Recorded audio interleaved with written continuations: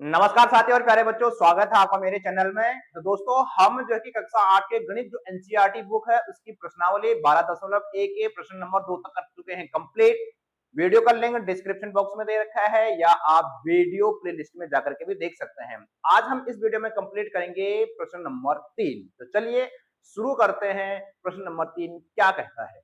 दोस्तों, प्रश्न नंबर 3 कहता है गुणनखंड कीजिए। अब हमको इनका गुणनखंड करना है। अगर हम आपने प्रश्न नंबर 1 को ढंग से देख लिया है और वो समझ में आ गया है, उसके बाद हमने प्रश्न नंबर 2 को करा था, वो भी अगर आपके समझ में आ गया है, तो अब प्रश्न नंबर 3 उनकी ही सहायता से हम हल करेंगे। तो देखिए क्या दिया गया है। यहाँ पर दिया गया है X square plus X Y plus 8x plus 8y। इसमें हमारे पास 4 पद दिए गए हैं, 1 2 3 4। अब दोस्तों, हम इसमें क्या करते हैं, हम सारों गुणनखंडों को लेते हैं, यानी कि हम इसमें कॉमन लेते हैं। कैसे कॉमन लेते हैं? यहाँ पर देखो, ये एक्स स्क्वायर है और यहाँ भी एक्स है। पहले इन दोनों पदों को देखेंगे, उसके बाद इन दोनों पदों को देखेंगे। यहाँ पे ये एक्स स्क्वायर है, तो इस एक्स स्क्वायर को हम कैसे लिख सकते हैं? एक्स गुणा गया एक्स नहीं लिख सकते हैं क्या? बिल्कुल लिख सकते हैं, यानी कि यहाँ पे एक्स गुणा गया एक्स है और यहाँ भी एक्स है। तो इन दोनों में हमको मिल रहा है एक्स, तो एक्स को ले लेंगे हम कहाँ? बाहर ले लेंगे, यानी कि उभयनिष्ठ ले लेंगे। इसको उभयनिष्ठ बोलो या मैं कॉमन बोलो या सार्व बोलो, तीनों का मतलब एक ही होता है। ठीक है मेरे दोस्तों। तो यहां से मैंने एक एक्स बाहर ले लिया, यहाँ पे हमने क्या कर दिया, एक कोष्टक लगा दिया, तो यहाँ पे एक एक्स तो बाहर आ गया, तो यहाँ पे यह एक एक्स अंदर बच जाएगा मेरे दोस्तों। समझ में आ गया? यहाँ पर ये प्लस का साइन है तो प्लस का साइन लगा देंगे। देखो, ये वाला एक्स हमने बाहर ले लिया, मतलब हमने सार्वगुणनखंड, ये इसमें से भी एक एक्स बाहर ले लिया, तो इसका एक्स भी हमने बाहर ले लिया। यहाँ पर बच गया हमारे पास, क्या बच गया दोस्तों? वाई बच गया। समझ में आ गया? अगर हम इसको दोबारा से हल करते हैं तो ये यही मिलेगा हमको। एक्स की गुणा एक्स से करेंगे तो क्या हो जाएगा? एक्स स्क्वायर प्लस का प्लस, एक्स की गुणा वाई से करेंगे तो क्या हो जाएगा? X Y. और ये हम पिछली प्रश्नावली में करके आ चुके हैं। यहाँ पे कौन सा साइन है दोस्तों? यहाँ पे है हमारे पास प्लस का साइन है। अब देखो, यहाँ पे x है, यहाँ पे y है, तो हमारे पास जो वेरिएबल है, यानी कि जो चर पद है, वो तो कॉमन नहीं है, लेकिन यहाँ पे देखो, यहाँ भी 8 है, यहाँ भी 8 है, तो दोनों में से ये 8 बाहर निकल जाएगा। तो हमने अगर 8 को बाहर ले लिया है तो अंदर क्या बच जाएगा इसके साथ? यहाँ पर बच जाएगा हमारे पास x, यहाँ पे बीच में प्लस का सिंबल है, प्लस का चिन्ह है, तो प्लस लगा देंगे। ये 8 हमारा बाहर आ चुका है, यहाँ पे क्या आ जाएगा? ये y आ जाएगा मेरे दोस्तों। समझ में आ रहा है ना? अगर आपने पिछली प्रश्नावलियों को ढंग से करा है तो ये समझ में आ जाना चाहिए आपको। ठीक है मेरे दोस्तों। अब यहाँ पर देखो, यहाँ भी x प्लस वाई है, यहाँ भी x प्लस वाई है, यानी कि इस x के साथ x प्लस वाई की मल्टीप्लाई है और इस 8 के साथ भी x प्लस वाई का मल्टीप्लाई है। तो हम इन दोनों को फिर ले लेते हैं, क्या कॉमन ले लेते हैं, या सार्वगुणनखंड या उभयनिष्ठ ले लेते हैं। इन दोनों में से इनको एक बार लिख देते हैं, यानी कि ये हो जाएगा हमारे पास x प्लस वाई, क्योंकि x के साथ भी x प्लस वाई मल्टीप्लाई में है, 8 के साथ भी x प्लस वाई मल्टीप्लाई में है, गुणे में है, तो ये हमको एक बार ले लेते हैं। और उसके बाद दूसरे कोष्टक में हम क्या ले लेंगे, जो ये बाहर से छोड़ दिया हमारे पास, यहाँ पे क्या है? ये x है और यहाँ पे ये प्लस का क्या है? 8 है, तो इसको हम ले लेते हैं एक साथ। ठीक है, तो ये बन गया हमारे पास इसका गुणनखंड, और यही हो जाएगा दोस्तों हमारा आंसर। अगर हम इसको हल करते हैं तो वापस हमको यही मिलेगा। ठीक है मेरे दोस्तों। अब यहाँ पर देखते हैं इस दूसरे वाले क्वेश्चन को। देखो, यहाँ पे 15xy है माइनस 6x है प्लस 5y माइनस 2 है। यहाँ पर आप देखिए, नोट करिएगा, यहाँ भी हमारे पास क्या है? x है, यहाँ भी x है। एक तो ये आ जाएगा हमारा क्या? सार्वगुणनखंड या उभयनिष्ठ। अब यहाँ पे देखो, ये 15 है, ये 6 है, तो 15 को मैं कैसे लिख सकता हूँ? 15 को मैं 3 पंजे 15 ही लिख सकता हूँ, तो 3 पंजे 15 लिख सकता हूँ, और इसको क्या लिख सकता हूँ मैं? 2 3 6 भी लिख सकता हूँ मेरे दोस्तों। समझ में आ रहा है? तो यहाँ पे देखो, मैं क्या कर रहा हूँ, मैं कुछ नहीं कर रहा हूँ, मैं इस 15 को टोटल में तोड़ के दिखा देता हूँ आप लोगों के लिए। मैं इसको लिख सकता हूँ क्या?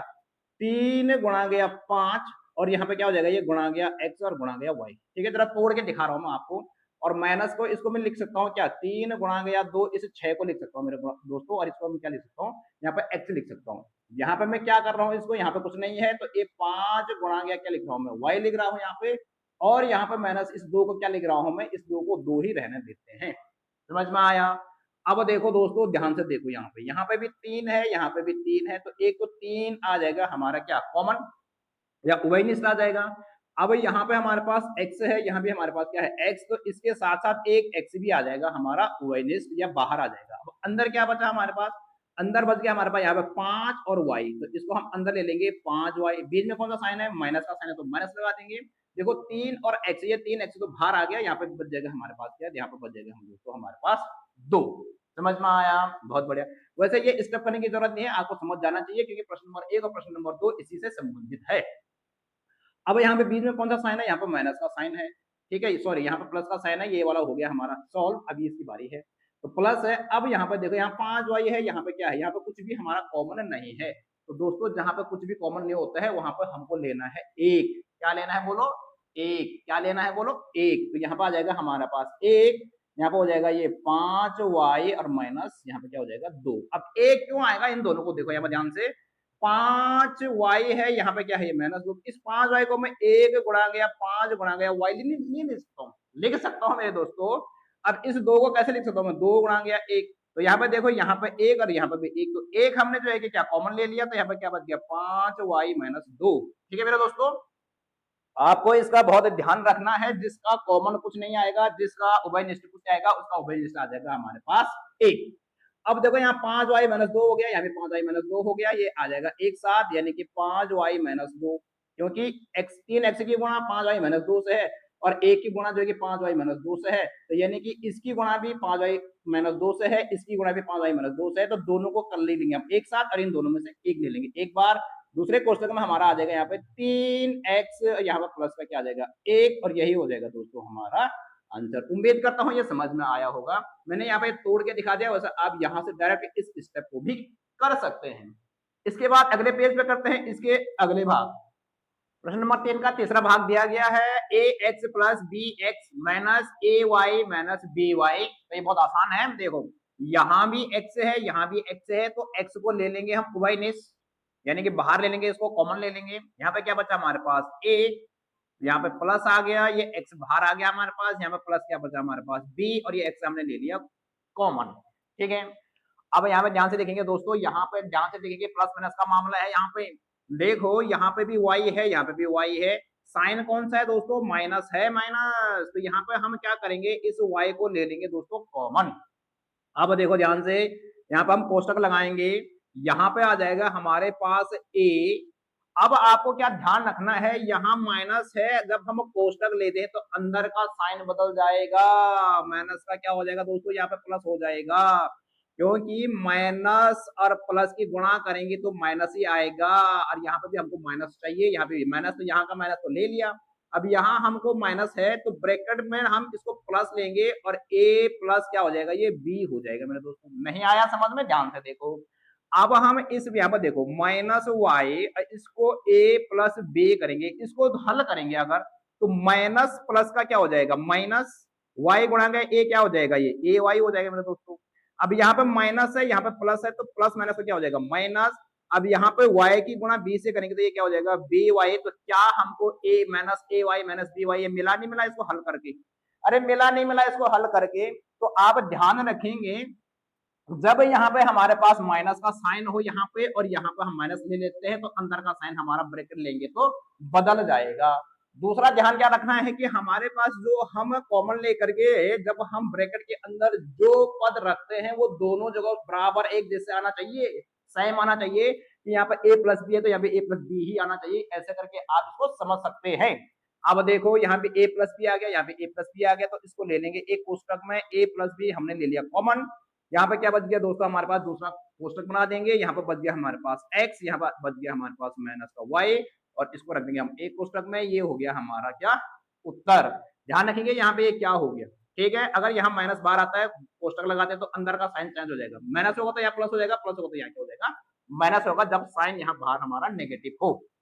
इस क्वेश्चन को देख लेते हैं दोस्तों। देखो इसमें भी जरा ट्रिकी क्वेश्चन है ये, देखो ये जरा ना ये उल्टा सुल्टा दे रखा है, मतलब ये एक सीरियल से नहीं दे रखा है, तो इसका हम क्या करेंगे, समूहन करेंगे, मतलब पुनः समूहन बोलते हैं हिंदी में, इंग्लिश में इसको रीग्रुपिंग बोलते हैं। तो रीग्रुपिंग का मतलब क्या हो गया, देखो यहाँ पे पी क्यू है, तो हम यहाँ पे कुछ कॉमन हमको मिल जाए तो हम इस क्यू को ले लेंगे आगे, यानी कि इस 15 पी क्यू के साथ हम 9 क्यू को रख देंगे, और इस 25 पी के साथ हम इस 15 को इधर रख देंगे, इसको बोलते हैं पुनः समूहन या रीग्रुपिंग। तो मैं यहाँ पर रीग्रुपिंग कर रहा हूँ, इसको कैसे लिख सकता हूँ मैं, इसको लिख सकता हूँ मैं यहाँ पे 15 पी क्यू, उसके बाद हमको क्यू वाला आगे रख देंगे यहाँ पे, तो मैं यहाँ पर कर रहा हूँ प्लस 9 क्यू, ऐसा हम कर सकते हैं गणित में।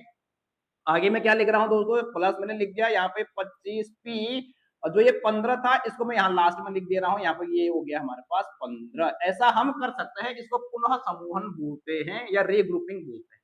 ठीक है मेरे दोस्तों। अब यहाँ पर देखो, इस 15 को कैसे लिख सकता हूं मैं, इस 15 को लिख सकता हूं मैं 3 गुणा गया 5। अब इस 9 को कैसे लिख सकता हूं मैं, 9 को 3 गुणा गया 3 लिख सकता हूं। तो यहाँ पर ध्यान दो, यहाँ पे भी 3, यहाँ पे भी 3। कहने का मतलब है कि यहाँ पे जो ये 3 है, 3 पंजे 15 होगा ना, तो यहाँ भी 3 आ रहा है, यहाँ भी 3 आ रहा है, 3 या 9, 5 या 15। अब यहाँ पे हमारे पास क्यू है, यहाँ भी क्यू है, तो 3 क्यू तो आ जाएगा हमारा बाहर। अंदर क्या बच जाएगा दोस्तों, 5 बच जाएगा, क्योंकि 3 पंजे क्या हो जाएगा, ये दोनों की मल्टीप्लाई करेंगे तो 15 आ जाएगा। क्यू हमने बाहर ले लिया, तो अंदर क्या बच जाएगा हमारे पास, पी बच जाएगा। समझ में आ रहा है। यहाँ पर लगा देना हमको प्लस का साइन।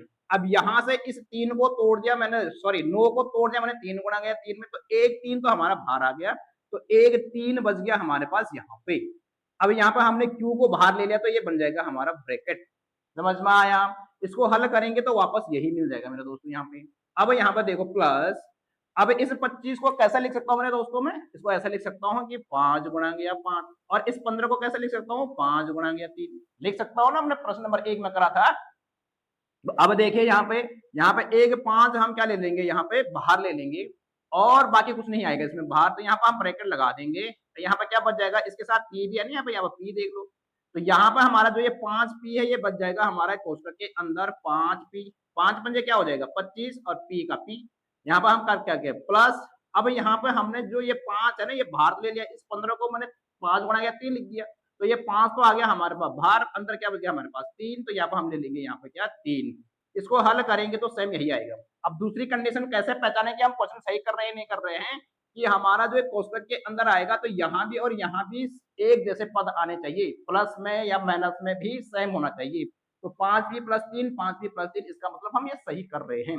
अब जब ये 3q की मल्टीप्लाई 5p + 3 के साथ है, इस 5 की गुणा भी 5p + 3 के साथ है, तो इन दोनों में से एक को ले लेंगे हम क्या, एक कोष्ठक में, यानी कि 5p + 3 कर देंगे मेरे दोस्तों। अब जो छूट गया हमारे पास, उसको दूसरे कोष्ठक में लिख देंगे। क्या हो जाएगा यहाँ पे, ये हो जाएगा 3q प्लस यहाँ पे क्या हो जाएगा, ये 5 हो जाएगा, और यही हो जाएगा दोस्तों हमारा आंसर। तो इसमें हमने सीखा इस प्रश्न में कि भैया जब बाहर माइनस होता है तो कोष्ठक के अंदर साइन बदल जाता है। इसमें हमने सीखा कि जब पदों को जो है कि अव्यवस्थित रूप से दिया जाता तो हम उसको व्यवस्थित रूप से लिख सकते हैं। ठीक है, और इसके बाद जो अगला क्वेश्चन है उसमें भी कुछ सीखेंगे हम। तो चलिए इसके बाद करते हैं नेक्स्ट क्वेश्चन। दोस्तों अब इस प्रश्न नंबर 3 का 5वां भाग देखेंगे। इसमें हमारे पास जैसे हमने क्वेश्चन 3 और 4 में करा था ना, यहाँ पे तीसरा भाग और चौथे भाग में उसका यूज करेंगे। इसमें एक तो इसमें हमारे सिंबल्स हैं जो कि पहले बताता हूँ, और एक का ये पुनः समूहन करना है हमको, मतलब रीग्रुपिंग करनी है। ऐसा क्यों, यहाँ पे देखो, यहाँ पे z - 7 है, प्लस 7xy है, माइनस xyz है। ठीक है, तो इसको हम क्या करेंगे, यहाँ पर देखो एक z इधर है, एक z इधर है, इनको एक साथ रख देंगे। कैसे लिख रहा हूं मैं यहाँ पे लिख रहा हूं मैं z - xyz। पुनः समूहन बोलते हैं इसको, या रीग्रुपिंग बोलते हैं, तब जाके हमारे पास कोई उभयनिष्ठ मिल जाए। अब यहाँ पे मैं ये प्लस लिख रहा हूँ, यहाँ पे ये 7xy 7xy, इस माइनस को मैं इधर जो है कि 7 इधर लिख दे रहा हूँ। ऐसा हम कर सकते हैं गणित में, इसी को हम पुनः समूहन कहते हैं या रीग्रुपिंग कहते हैं, बार बार कह रहा हूँ। अब देखो क्या होगा, अब यहाँ भी z है, यहाँ भी z है, तो z को ले लेंगे हम कॉमन, यानी कि z को बाहर निकाल देंगे। अब इस z के साथ कोई नहीं है, तो देखो z को दोस्तों हम ऐसे लिख सकते हैं, z गुणा गया 1 बराबर z ही होगा ना। जीरो मत लिख देना, यहाँ कुछ नहीं बचा तो जीरो लिखते हैं कई बच्चे, जीरो नहीं लिखना है, क्योंकि z गुणा गया 0 बराबर क्या हो जाता है, 0 हो जाता है। ये ध्यान रखना, 0 नहीं आएगा। जिसके साथ कोई नहीं उसके साथ एक हमेशा खड़ा रहता है मल्टीप्लाई में, ये ध्यान रखना है मेरे दोस्तों। तो अब यहाँ पे कुछ नहीं है, तो यहाँ पे आ गया हमारे पास 1, z गुणा गया 1 बराबर z, माइनस लगा देंगे, यहाँ पे क्या हो जाएगा, ये x और y, और z को हमने बाहर निकाल दिया, तो ये इतना ही रहेगा, z बाहर आ गया हमारे पास। यहाँ पे क्या है हमारे पास, यहाँ पे दोस्तों हमारे पास है प्लस, यहाँ पे ये 7 और यहाँ भी 7 है, तो यहाँ भी 7, यहाँ भी 7, 7 को ले लेंगे हम क्या, उभयनिष्ठ या कॉमन। यहाँ पे क्या बच गया हमारे पास एक्स वाई, यहाँ पे माइनस का साइन है तो माइनस। अब ये 7 तो हमारा बाहर आ चुका है। अब 7 के साथ भी कोई नहीं है, तो 7 के साथ भी कोई नहीं, जिसके साथ कोई नहीं उसके साथ क्या होता है, 1 होता है। 1 सबके साथ होता है हमेशा।